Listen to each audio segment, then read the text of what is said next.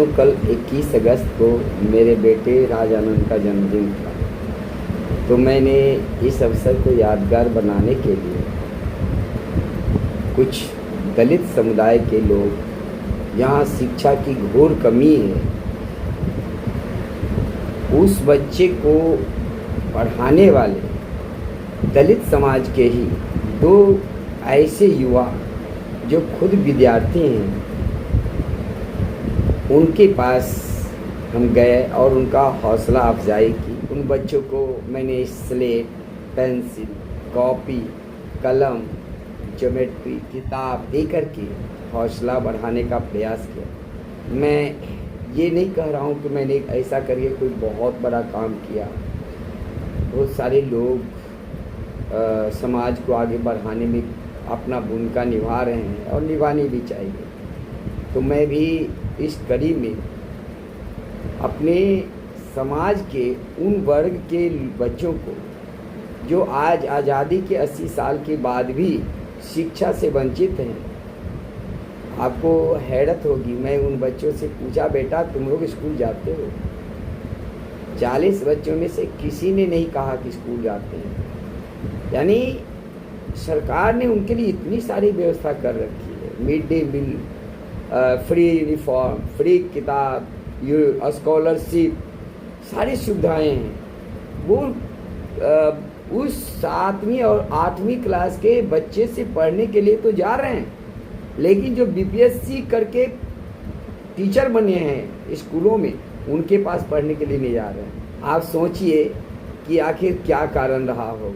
निश्चय रूप से मैं कहूँगा कि जागरूकता की कमी है। स्कूलों से ये लोग डरते हैं, स्कूल नहीं भेजते हैं। घर में कुछ समय बच्चे उनके पास पढ़ करके थोड़ी बहुत शिक्षा ग्रहण कर लें, लेकिन मुझे लगता नहीं है कि 7वीं और 8वीं क्लास में पढ़ने वाला बच्चा बहुत अच्छे हैं। वो, मैं उनकी बहुत तारीफ करता हूँ।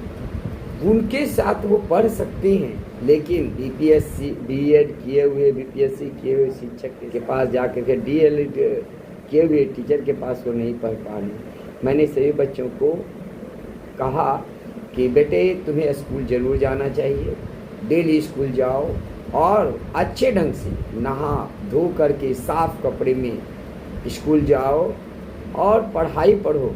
हमने बच्चे से कुछ सवाल पूछे, आप वीडियो में देखेंगे। वो बच्चे से सवाल पूछता हुआ मैं दिखूँगा। मैंने उनसे पूछा कि बेटा क्या तुम्हें ऐसा लगता है कि तुम्हारे घर में भी कार आए? क्या तुम ऑफिसर बनना चाहते हो? क्या तुम हवाई जहाज़ पर उड़ना चाहते हो? सभी बच्चे खुश होकर के बोले हाँ। मैंने कहा कि जब आपके शिक्षक हवाई जहाज़ पर उड़ेंगे, जब ये अफसर बनेंगे, तो निश्चय ही तुम भी बन सकते हो। इसलिए हमने इन दोनों को ही, शिक्षक को भी और उनके बच्चों को भी हौसला अफजाई की। और कई लोग इन बच्चों के हाथों में कुदाल, फावड़ा पकड़वाते हैं। कुछ लोग इनके हाथों में झंडे पकड़वाते हैं और कुछ लोग उनके पास आकर के लंबे लंबे भाषण देते हैं, तुम्हारे लिए ये कर रहे हैं, वो कर रहे हैं। लेकिन सबसे बड़ा सवाल ये है कि भाई जब वो बच्चे पढ़ेंगे ही नहीं, तो फिर उस आरक्षण का लाभ उन्हें कैसे मिलेगा? कम से कम 10-20 नंबर ला करके भी 10 पास करें तब ना। लेकिन वे तो स्कूल ही नहीं जा रहे हैं, तो फिर उनको किस आधार पर आरक्षण का लाभ मिल सकता है? इसलिए ज़रूरत इस बात की नहीं है कि उन्हें आरक्षण मिले, ज़रूरत इस बात की है कि उन्हें संरक्षण मिले। आरक्षण नहीं, संरक्षण की ज़रूरत है। उनको अच्छी शिक्षा, उनको जागरूक करने की ज़रूरत है कि 2 रोटी कम खाओ लेकिन अपने बच्चे को पढ़ाओ।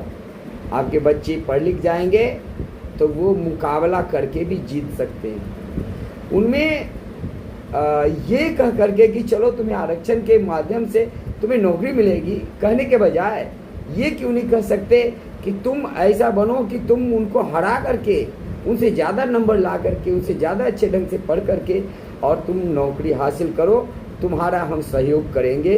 पढ़ने लिखने का क्या वैल्यू है? अगर पढ़ लिख जाते हो तो तुम आज इस छोटे से घर में नहीं रहोगे, फिर तुम्हारे लिए बड़ा सा दफ्तर होगा, घर होगा, उनके अंदर सपना को जगाने वाला कोई नहीं है।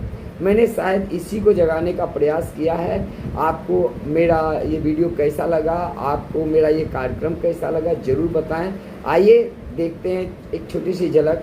और जो मैंने इसलिए किया ताकि दूसरे लोग भी इंस्पायर होकर के इन दलित बच्चों को शिक्षा के क्षेत्र में आगे बढ़ाने का प्रयास करें, ताकि वो पढ़ लिख करके आरक्षण के बूते नहीं, अपनी मेहनत के बूते, अपनी मेधा के बूते वो नौकरी पाएं, जीवन में सफल बने। इसलिए इनकी मदद कीजिए और इन्हें इस योग्य बनाने में अपना कंधा लगाइए। देखिए, जब ये कुछ बनेंगे तो ये आपको शायद याद करें कि हमें मोटिवेशन कहाँ से प्राप्त हुआ था, हमको पढ़ने के लिए जागरूक किसने किया था, शिक्षा की आवश्यकता किसने बताई थी। तो शायद वो आपका रिस्पेक्ट बाद में जीवन में करें। और अगर नहीं भी करते हैं तो पर भी कोई बात नहीं, आप अपने संतुष्टि के लिए उनके बीच में जाइए। आज बस इतना ही। आइए एक छोटा सा झलक आपको दिखाते हैं।